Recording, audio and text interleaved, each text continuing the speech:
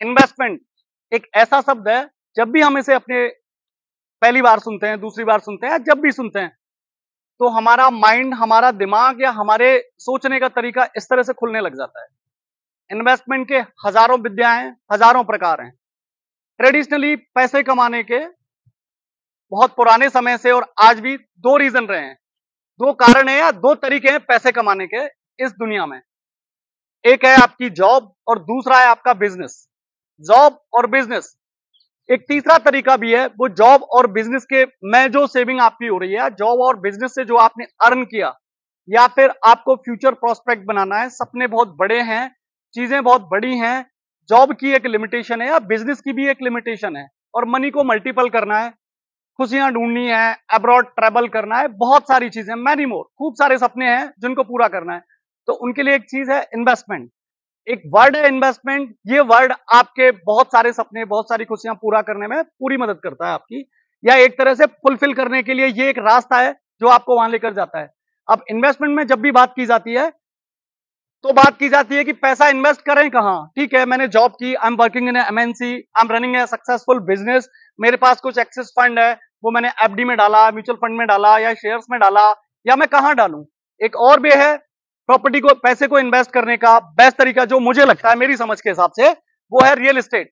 Real estate is the best investment.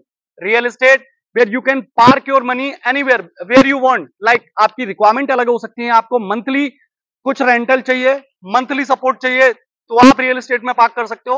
आपको long term के लिए इन्वेस्टमेंट करना है तो आप पार्क कर सकते हो। आप अपने लाइफस्टाइल को एक नया रूप देना चाहते हो तो आप रियल एस्टेट में इन्वेस्टमेंट पार्क कर सकते हो।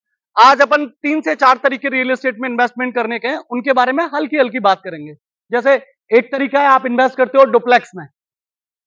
डुप्लेक्स में इन्वेस्ट करने का फायदा होता है कि आप ग्राउंड फ्लोर, फर्स्ट फ्लोर, अगर आपने कोई डुप्लेक्स लिया है, दोनों को आप रेंटल पे चढ़ा सकते हो। आपके पास जो पैसा है वो आपने पार्क किया, आपके पास मंथली रेंटल आ रहा है और प्रॉपर्टी का एप्रिसिएशन हो रहा है, वो अलग। दूसरा तरीका आता है फ्लैट वाला। फ्लैट की अगर बात करें, जो भी एक सर्टेन मनी है, अगर आपका बजट कम है, आपको एक लिमिटेड पैसा रियल एस्टेट में पार्क करना है, तो आपको मंथली इन्वेस्टमेंट भी चाहिए, तो एक तरह से आपकी सिप आ जाती है।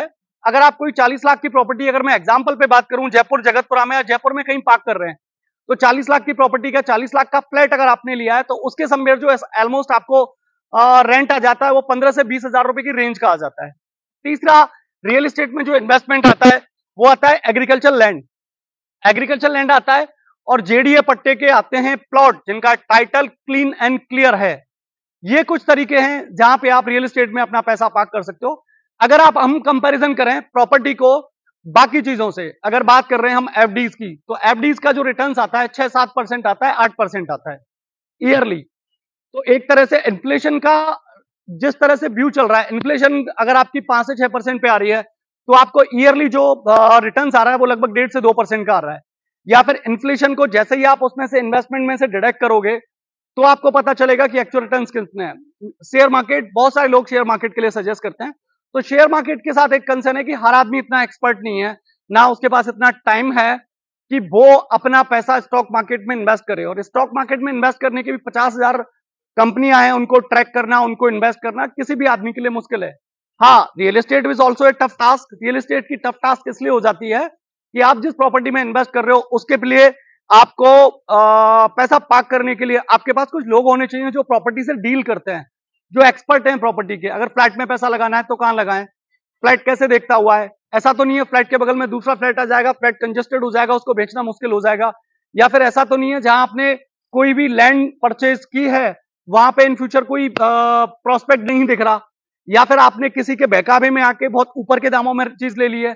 अगर आप जेन्युइन करंट रेट में भी कोई प्रॉपर्टी बाई करते हो, तो उसके रिटर्न समय के साथ में, मतलब अगर मैं राजस्थान और जयपुर के एंड पे बात करूंगा, जगतपुरा के एंड पे बात करूं, तो यहाँ पे लोगों के जो रिटर्न्स हैं वो 25%, 30%, 35%, 40% भी रहे हैं ईयरली।